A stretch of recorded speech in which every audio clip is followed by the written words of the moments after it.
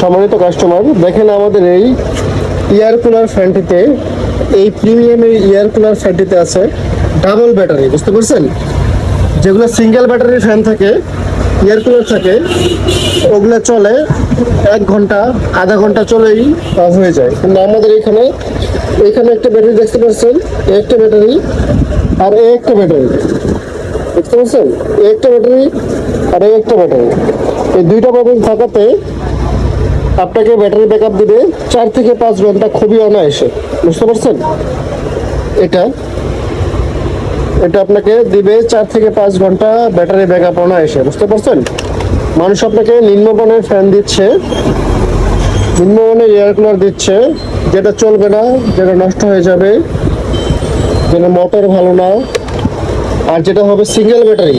আর আমাদের এটা পাবেন একদম ডাবল ব্যাটারি। দেখছেন, একটা ব্যাটারি একটা ব্যাটারি, ডাবল ব্যাটারি পাবেন।